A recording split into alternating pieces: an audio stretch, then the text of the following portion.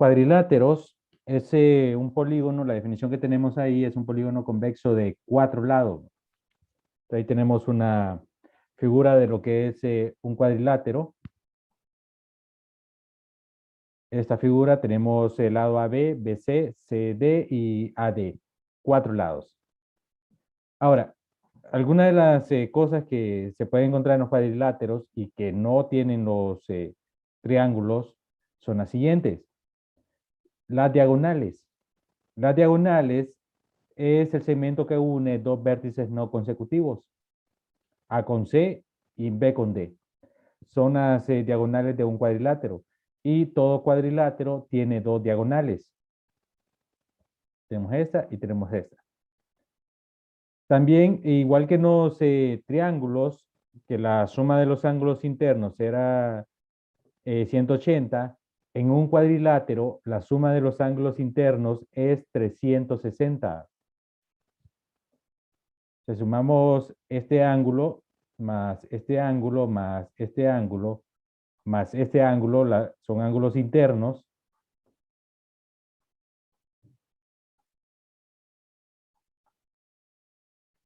Ángulo interno, los cuatro, la suma de esos cuatro ángulos va a ser 180. O sea, así,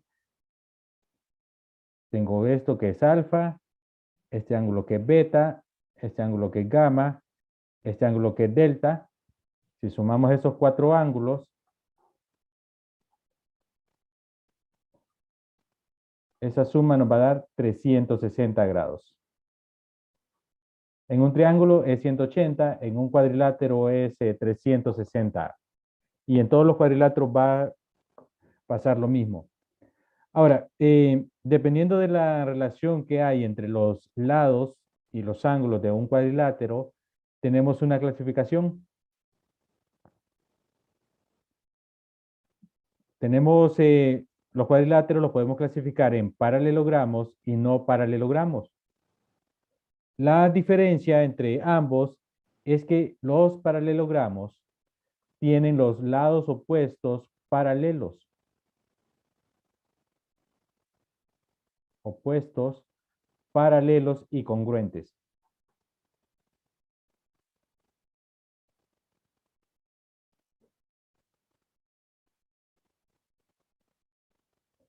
Y los no paralelogramos, pues tienen al menos un par de lados opuestos que no son paralelos. Esa es la diferencia entre ambos. Ahora, dentro de la clasificación de los paralelogramos tenemos 4. Está el paralelogramo, usted usa la misma palabra para la categoría y para una figura. Está el rectángulo, está el cuadrado y está el rombo. Normalmente, el paralelogramo, ya la figura, la representamos de esta forma.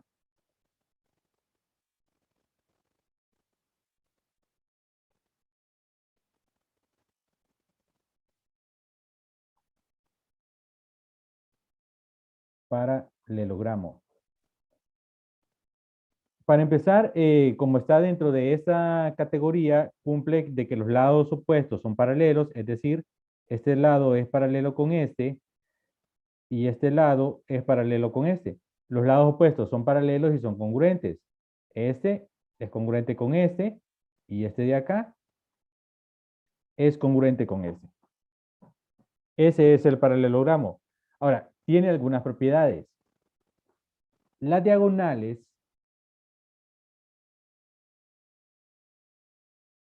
dividen, por ejemplo, yo tengo esta diagonal, dividen al paralelogramo en dos ángulos que son congruentes, ya sea esa diagonal, en dos triángulos, perdón, que son congruentes, o esta diagonal. Divide al paralelogramo en dos triángulos congruentes. Ahora, las diagonales, el punto donde se cortan es el punto medio para ambas diagonales. Punto medio de las diagonales.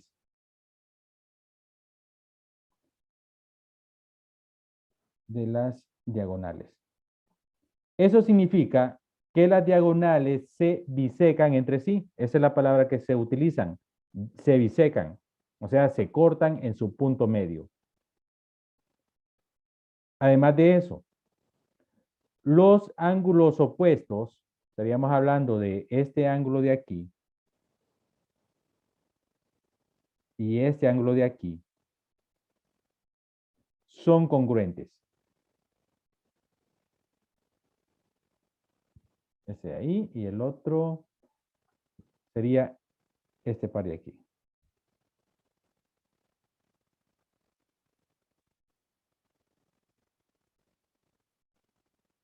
O sea, ángulos opuestos en el paralelogramo son congruentes. Y los ángulos adyacentes son suplementarios. Cuando se habla de ángulos adyacentes, estamos hablando de ángulos que están sobre el mismo lado del paralelogramo. Por ejemplo, este ángulo de acá con este son ángulos, perdón, consecutivos, no adyacentes, consecutivos. Están sobre el mismo lado del paralelogramo. Esos dos ángulos son suplementarios. Estos dos ángulos de acá son suplementarios, estos dos ángulos de acá son suplementarios y estos dos ángulos de acá son suplementarios. Son todas esas propiedades que tiene el paralelogramo. Ahora, el rectángulo, que es la otra figura,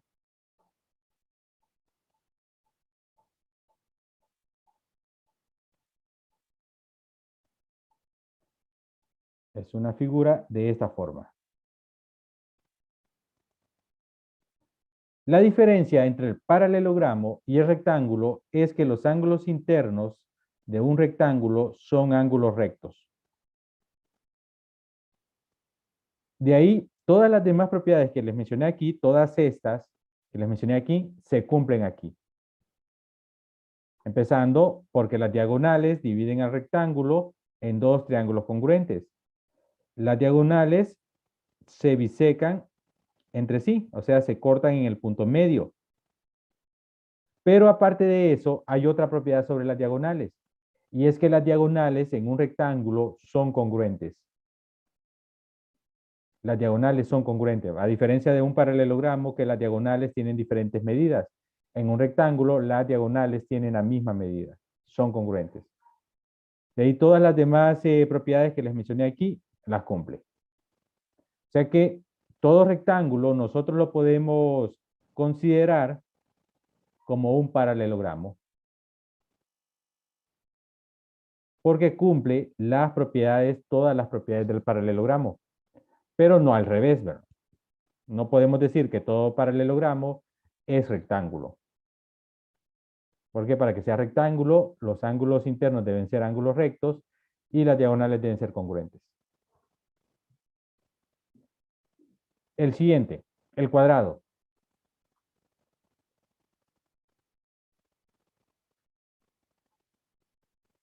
Vamos a hacerlo más acá.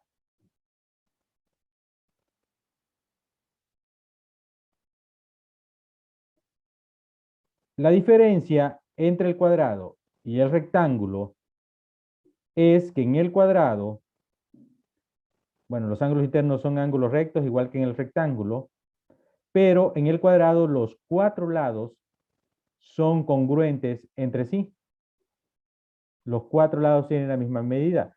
A diferencia del rectángulo, que en el rectángulo este es congruente con este y este es congruente con este. Pero no son congruentes los cuatro, no tienen la misma medida entre sí. En el rectángulo sí. Entonces, esa es la diferencia entre el cuadrado y el rectángulo. El cuadrado cumple todas las propiedades que cumple el rectángulo. O sea que nosotros podemos considerar un cuadrado dentro de los rectángulos. Y como el rectángulo está dentro del paralelogramo, también podemos considerar el cuadrado como un paralelogramo. Pero no al revés, ¿no? Solo en ese sentido. O sea, podemos decir que todo rectángulo es un paralelogramo. Podemos decir que todo cuadrado es un rectángulo o todo cuadrado es un paralelogramo. Pero no podemos decir que todo paralelogramo va a ser rectángulo. Eso no se puede decir. O que todo paralelogramo es cuadrado. Tampoco se puede decir. O que todo rectángulo es cuadrado. No lo podemos decir. Entonces, por eso las flechas indican en qué sentido sí se puede afirmar esas cosas. Y el cuarto paralelogramo es el rombo. Bueno, antes, perdón, de hablar de rombo. Las diagonales de un cuadrado, igual que las de un rectángulo, son congruentes y se bisecan entre sí. Se bisecan en su punto medio, se cortan en su punto medio. Pero además de ser congruentes y de cortarse en su punto medio, son perpendiculares. En un rectángulo no son perpendiculares las diagonales. En un cuadrado sí. En un cuadrado sí. Además de ser perpendiculares las diagonales de un cuadrado bisecan los ángulos internos. O sea que los ángulos son de 90 grados. Al trazar las diagonales, este ángulo nos queda de 45 grados y este ángulo nos queda de 45 grados. Todos los ángulos internos. Eso es en un cuadrado, ahora en un rectángulo no. Esas son algunas de las propiedades de las diagonales que tienen los cuadrados, pero que no tienen los rectángulos ni los paralelogramos. Y ahora sí, la otra figura, el rombo, que normalmente la dibujamos de esta forma. En el rombo, los cuatro lados son congruentes. La diferencia entre el rombo y el cuadrado es que los ángulos internos de un rombo no son ángulos rectos. Vamos a dibujarlo bien.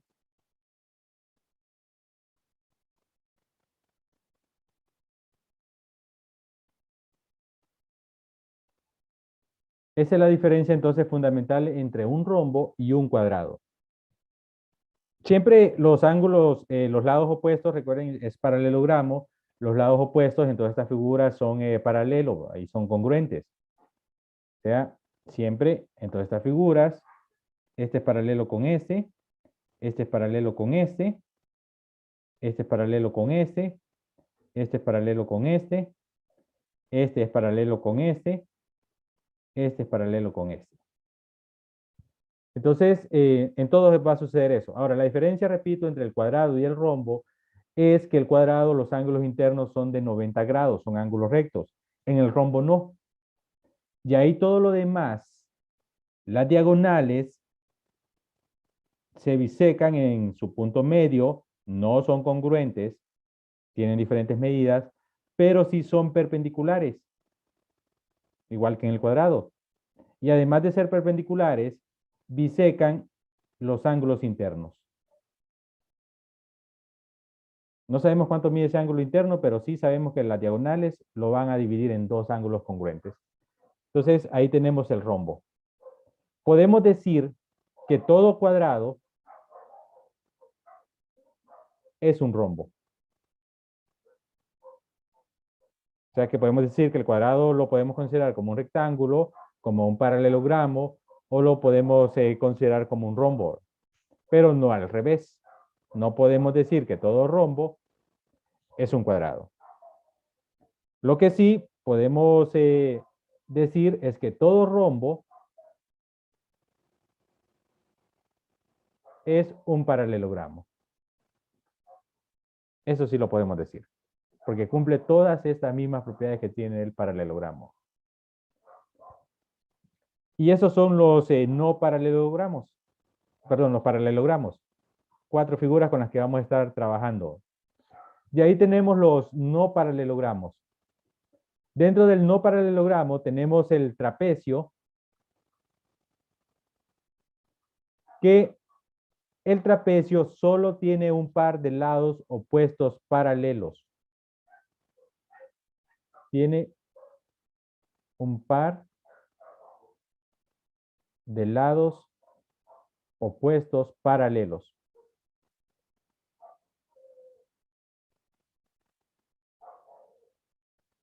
Y no congruentes. Esos dos lados que son paralelos no van a ser congruentes, a diferencia de los paralelogramos, de estas 4 que tenemos aquí, que los lados opuestos son paralelos y son congruentes. En el caso del paralelogramo, del trapecio, perdón, solo tiene un par de lados que son paralelos pero no son congruentes. Normalmente, un trapecio lo dibujamos de esta manera. Estos dos lados son los lados paralelos, no son congruentes. A esos dos lados que son paralelos se les llama bases. Base, base. Base 1, base 2, para distinguirla. Ahí no importa quién sea base 1 o base 2. Estos son paralelos, pero no son congruentes. Los ángulos opuestos no son congruentes. En general no son congruentes. Ya vamos a ver uno donde sí son congruentes. Y los ángulos adyacentes, esos, o consecutivos, perdón, esos sí son suplementarios. La suma de este ángulo con este nos va a dar 180. Ahora, dentro del trapecio tenemos tres tipos de trapecios. El trapecio escaleno, que los cuatro lados tienen diferentes medidas. Los cuatro lados tienen diferentes medidas. Ese es el trapecio escaleno. El trapecio rectángulo, que los ángulos tienen un ángulo que es ángulo recto. Y el trapecio isósceles, que los lados que no son paralelos, estos dos de acá, son congruentes. Ok, por ejemplo, aquí podríamos tener un trapecio escaleno, digamos,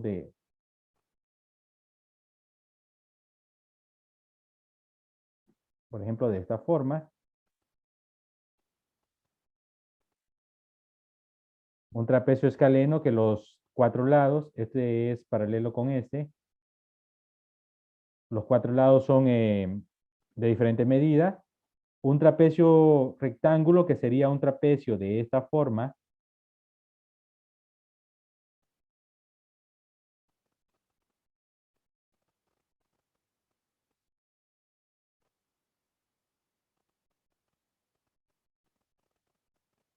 Donde este ángulo de aquí y este ángulo de aquí son ángulos rectos.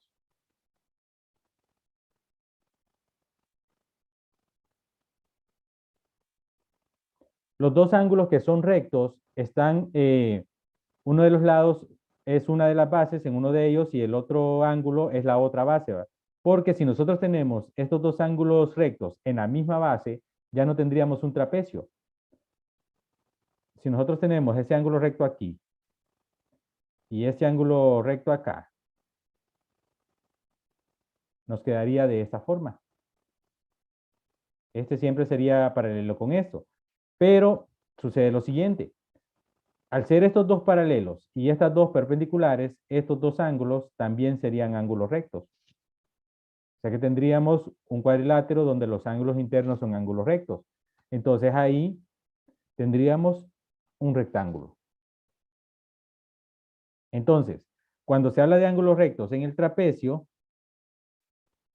los dos ángulos rectos son respecto a las dos bases. Uno respecto a esta base y el otro respecto a esta otra base. Este es un trapecio rectángulo.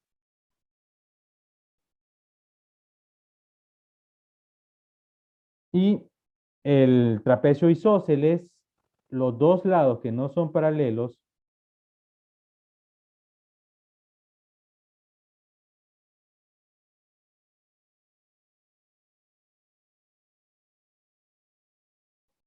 estos son los dos lados paralelos, ¿va? Esos dos lados no van a ser congruentes, no van a tener la misma medida. Pero los dos lados que no son paralelos, que son este, va a ser congruente con este. Ese es el trapecio isósceles. Los dos lados no paralelos son congruentes. Y en el caso del trapecio isósceles, los ángulos, este ángulo de acá y este ángulo de acá, los ángulos consecutivos, estos dos, respecto a esa base, van a ser congruentes. Y estos dos van a ser congruentes. Ese es el trapecio isósceles. Tenemos trapecio rectángulo, trapecio escaleno. Y siempre hablando de los trapecios, los trapecios en general tienen una mediana. Recuerden que en triángulo vimos la mediana, que es el segmento que va del vértice al punto medio del lado opuesto. Esa es la mediana en un triángulo. En un trapecio, la mediana es el segmento que une los puntos medios de los lados no paralelos. O sea, este es congruente con este es congruente con este. Ese segmento se llama mediana. En general, para cualquier trapecio que tengamos, tenemos lo que es la mediana, que es el segmento que une los puntos medios de los lados no paralelos. Ahora, si a esta base, por ejemplo, le llamamos base 1 y a esta base le llamamos base 2 y la mediana la llamamos ME, mediana, entonces la medida de la mediana es la suma de las dos bases entre 2. La base 1 más la base 2 entre 2. Esa es la suma o la medida de la mediana, la suma de las dos bases entre 2. Aquí no importa quién sea base 1 y quién sea base 2. Esta puede ser base 2 y esta puede ser base 1, no importa, el resultado va a ser el mismo. Eso es el trapecio. Y por último está el trapezoide.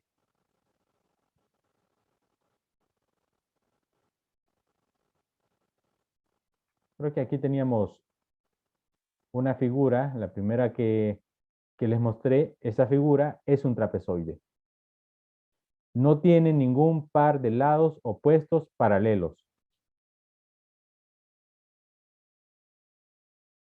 Esa es la diferencia entre un trapecio y un trapezoide.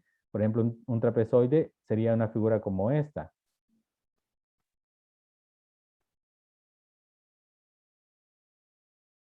Los lados opuestos no son paralelos. Ninguno.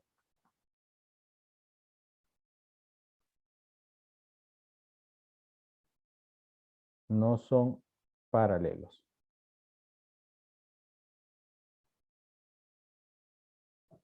Ese es el trapezoide. Ahí no hay ninguna propiedad en particular que podamos mencionar del trapezoide. A diferencia de los paralelogramos, el trapecio que se pueden sacar algunas propiedades, en el caso del trapezoide no. Entonces, por lo general, si uno tiene un trapezoide y quiere resolver algún problema, lo más fácil es dividir ese trapezoide en triángulos y trabajar con triángulos. Eso es lo más fácil. De ahí pues tenemos los teoremas, que es todo lo que les he estado mencionando. El paralelogramo, cualquiera de las diagonales determinan triángulos congruentes. El paralelogramo tiene dos lados opuestos paralelos y congruentes. Todo paralelogramo tiene dos ángulos opuestos congruentes. En todo paralelogramo las diagonales se cortan en su punto medio, se bisecan entre sí. Si los ángulos opuestos de un cuadrilátero son congruentes, entonces estamos hablando de un paralelogramo. Si un cuadrilátero, las diagonales se intersectan en su punto medio, entonces estamos hablando de un paralelogramo. Si un cuadrilátero tiene un par de lados opuestos paralelos y congruentes, entonces estamos hablando de un paralelogramo. Las otras propiedades que les mencioné, las diagonales de un rectángulo son congruentes. Si las diagonales de un paralelogramo son congruentes, entonces el paralelogramo es un rectángulo. Aquí hay una corrección porque decía cuadrilátero. Igual aquí hay una corrección porque decía paralelo, no tenía ningún sentido esa palabra. Congruentes, rectángulo. Las diagonales de un rombo son perpendiculares entre sí y bisectrices de los ángulos internos. Las diagonales de un cuadrado son congruentes, se bisecan, son perpendiculares y son bisectrices de los ángulos internos. Entonces, todos estos teoremas que les mencioné en esas figuras. En todo trapecio, el segmento que une los puntos medios de los lados no paralelos se llama mediana, es paralelo a las bases y su medida es la semisuma de las medidas de las bases. O sea, la base 1 más la base 2 entre 2. Son teoremas que les acabo de mencionar en esa figura. Bien, vamos a hacer un problema. No vamos a hacer ese. Vamos a hacer otro.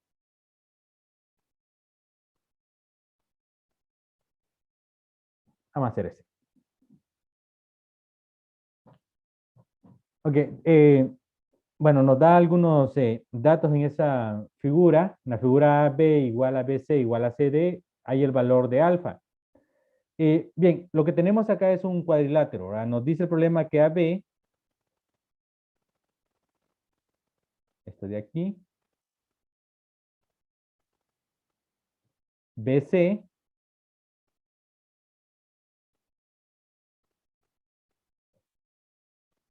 y CD.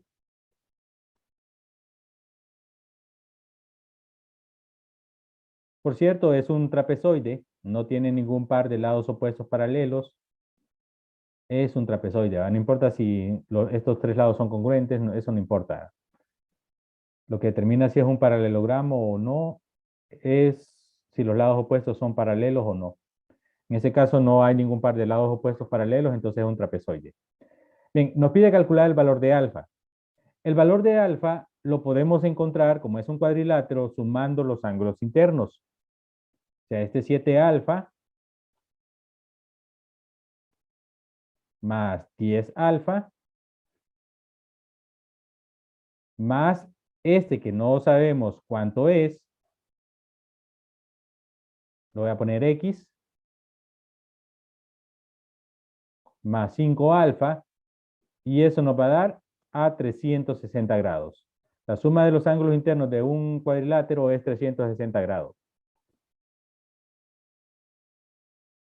Entonces, nos falta encontrar eso. Lo voy a quitar de ahí.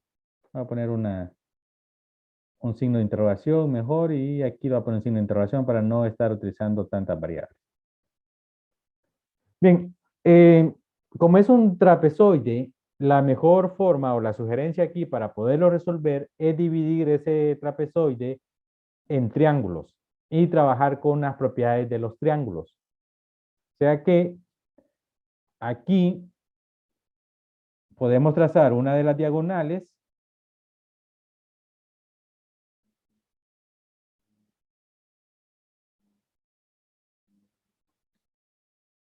y trabajar con esos triángulos.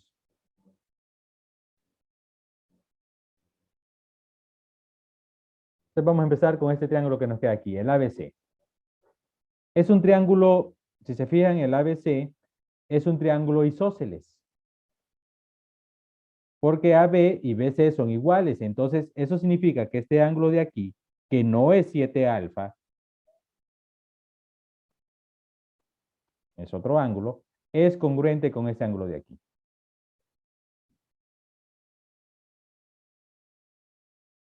Estos dos ángulos son congruentes. ¿Cuánto miden? Pues no sabemos, pero nos va a servir para encontrar después todo ese ángulo que está en C, ¿verdad? Entonces, podemos hacer eso. Otra cosa que podemos hacer, hablando siempre de ese triángulo, vamos a aplicar todas las propiedades del triángulo isósceles. Una de ellas es que la altura, esta altura de ese triángulo, la altura respecto a la base de ese triángulo, recuerden que este lado que no es el lado congruente se le llama base, ¿verdad? Entonces, la altura respecto a la base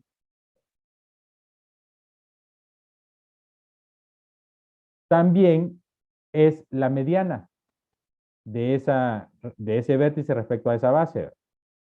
Aquí coincide en un triángulo isósceles, aquí coincide la altura, la mediana, la bisectriz y la mediatriz en un triángulo isósceles. Entonces, si coinciden todos esos, podemos hacer lo siguiente.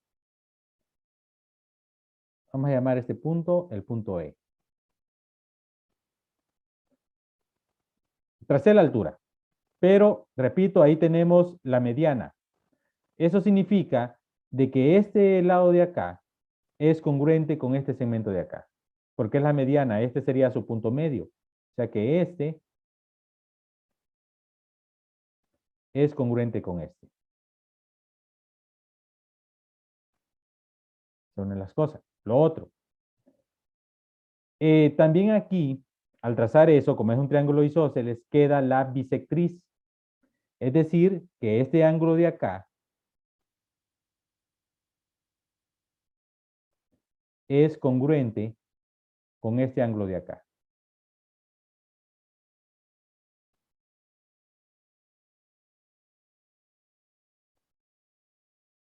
Este ángulo congruente con este. Y todo este ángulo originalmente era 10 alfa, o sea que estos nuevos ángulos que nos salen acá van a ser 5 alfa. 5 alfa y este 5 alfa.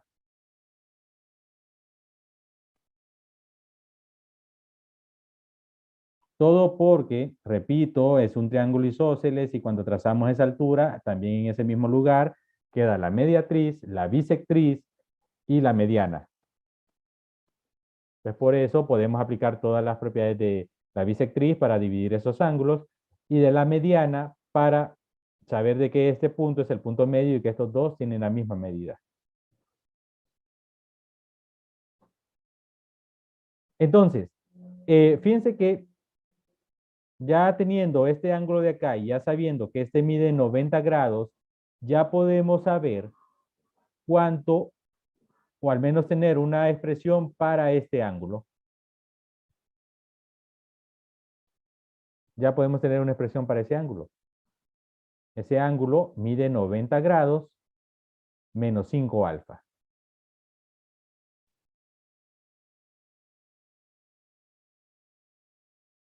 Ok, ¿cómo sé que mide 90 menos 5 alfa? Aquí tengo un triángulo.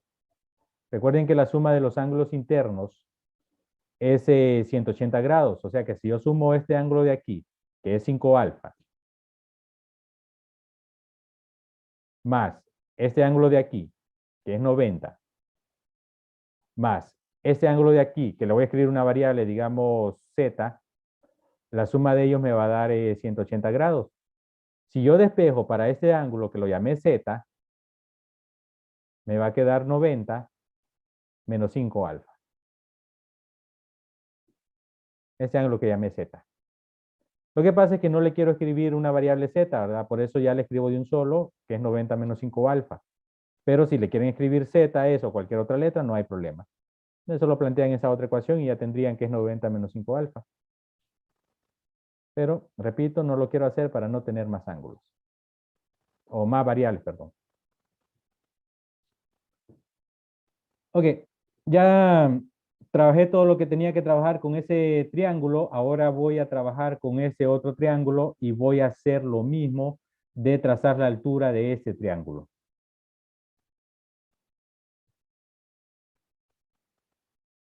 Voy a quitar este signo de interrogación.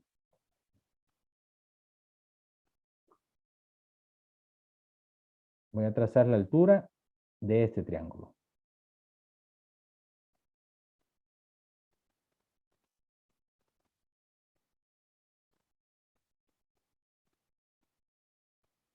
Esto sería 90 grados. Voy a llamar a este el punto F. No hay ninguna propiedad en particular sobre ese punto, solo que el ángulo ahí es de 90 grados porque estoy trazando la altura. Ahora, si en este triángulo que se me forma aquí, si este ángulo es de 90 y este ángulo es de 5 alfa, entonces yo ya puedo saber cuánto mide este ángulo.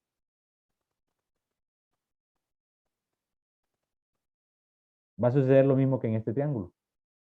Si le escribo una variable a esto, la suma de los tres ángulos internos va a ser 180 y voy a tener otra vez esto mismo. O sea que, ya solo aquí, 90 menos 5 alfa. Ya tengo eso. Lo otro. Aquí voy a trabajar con el triángulo BCE y el triángulo CDF. Esos dos triángulos son triángulos congruentes. Lo voy a dibujar aparte. El triángulo BCE.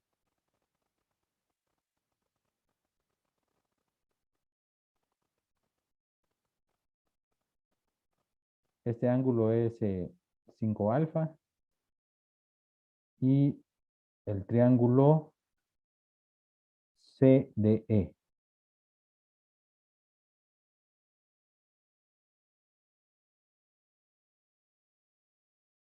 Este ángulo es 5 alfa. Y BC Desde el inicio nos dice el problema que BC y CD son congruentes. Entonces, tenemos triángulos rectángulos. Uno de los ángulos agudos, un par de ángulos agudos son congruentes y uno de los lados son congruentes. Entonces, nosotros podemos decir por congruencia de triángulos rectángulos que los triángulos son congruentes. O tenemos de que, perdón, aquí era F, no es E. O podemos decir de que por lado, ángulo, ángulo, los dos triángulos son congruentes. Cualquiera de las dos razones. O por congruencia de triángulo, rectángulo. Podemos decir que el triángulo ABC, no es A, perdón, es E. Es congruente con el triángulo, y aquí hay que tener cuidado, corresponde al ángulo recto, entonces primero debe aparecer el ángulo recto aquí, ¿verdad? F.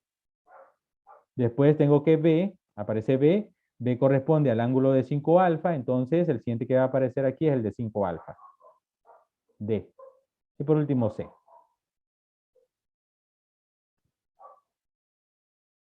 Tengo que esos dos triángulos son congruentes. Ahora, ¿de qué me sirve que esos dos triángulos son congruentes? Entonces, puedo decir ahora de que el lado EB, el formado por estos dos vértices, es congruente con este lado, FD.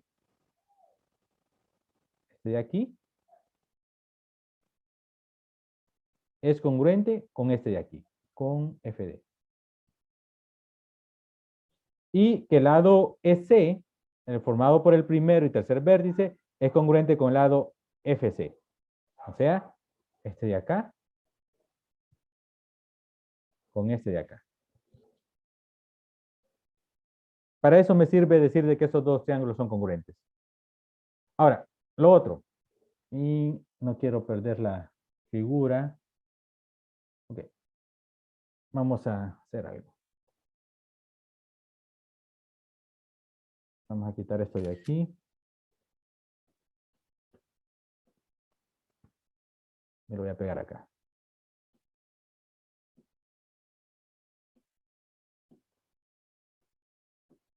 Yo voy a quitar esto de acá. Lo otro. Voy a dibujar aparte para que lo veamos el triángulo ACF.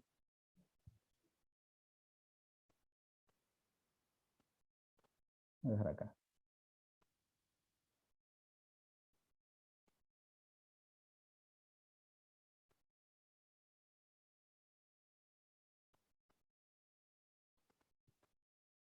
ACF. Y de paso, para que nos ubiquemos acá, voy a dibujar ese punto donde yo sé que este es congruente con este. Aquí, ¿verdad? Ahora, vean lo que tenemos con este triángulo. Estos dos triángulos de acá ya decimos que son congruentes. De esta congruencia se sacó que EC es congruente con CF. EC es congruente con CF. O sea que este punto de acá, este segmento de acá, desde E hasta C, tiene la misma medida que este otro segmento.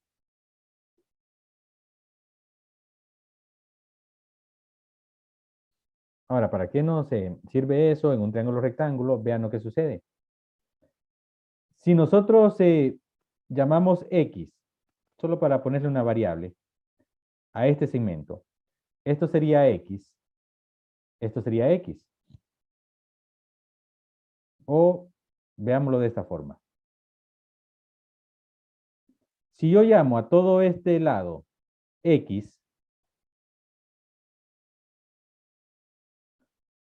este lado de acá sería la mitad de X, porque sería la mitad de toda la hipotenusa, un medio de X. Lo pude haber dejado como XX y todo X, ¿va? Pero quiero dejarlo así para que se mire más claro lo que voy a aplicar.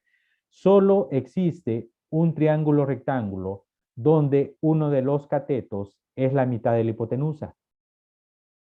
Solo hay un triángulo rectángulo donde uno de los catetos es la mitad de la hipotenusa. Y ya lo hemos utilizado antes.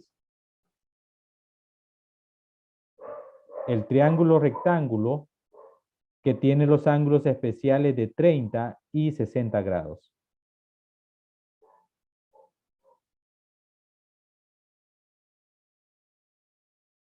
El otro cateto, pues, es esto, ¿verdad? Pero los datos que tenemos es esto. 30 y 60. Es el único triángulo rectángulo donde uno de los catetos es la mitad de la hipotenusa. No hay otro triángulo rectángulo. Es el único. Y es lo que tenemos acá. Un triángulo rectángulo donde uno de los catetos es la mitad de la hipotenusa. Y eso entonces significa que este ángulo de aquí mide 60 grados. Y este ángulo de aquí mide 30 grados.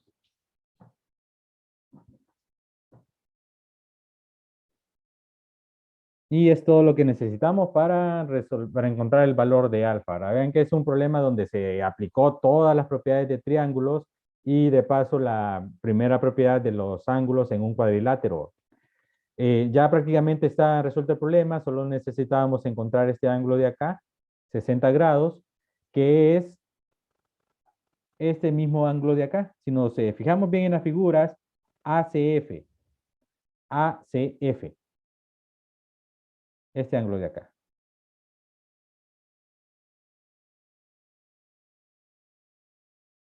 60 grados.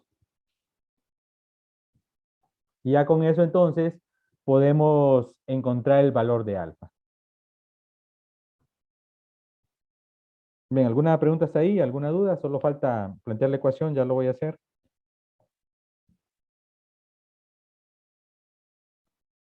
Bueno, entonces,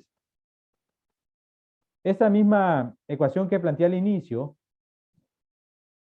que la suma de los ángulos internos de un cuadrilátero es 360, es la que voy a utilizar para encontrar el valor de alfa, ya teniendo toda esa información que saqué. Vamos a hacerlo un poco más pequeño para que no quiero perder la figura. Ahí está. Entonces, al inicio les planteaba esto, que la suma de los ángulos internos es 360. Entonces, si yo sumo este ángulo interno que tengo en A, que era 7 alfa, más este ángulo interno que tengo en B, que es 10 alfa, más el ángulo interno que tengo en C. Ahora, fíjense bien qué es lo que sucede en C. El ángulo interno que tengo en C está formado por este ángulo y por este ángulo. O sea que cuando escriba el ángulo interno en C, tengo que escribir esos tres ángulos. 90 menos 5 alfa, que sería este ángulo de acá, este otro y este otro.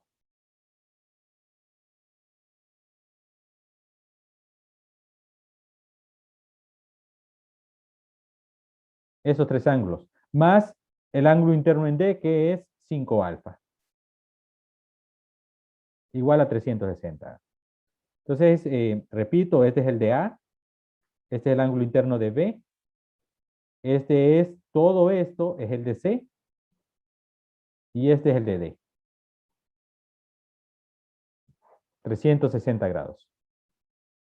Y ahora pues hay que despejar para alfa. Bueno, voy a borrar esto de A.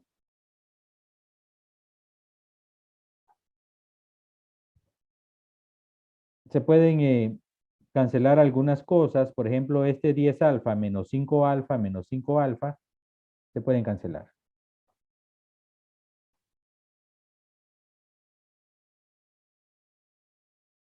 De ahí tendríamos este 7 alfa más este 5 alfa. Va a quedar 12 alfa. De ahí pues 90 más 90 más 60 serían 240. igual a 360. Ok, aquí pues solo hay que despejar para alfa. 120.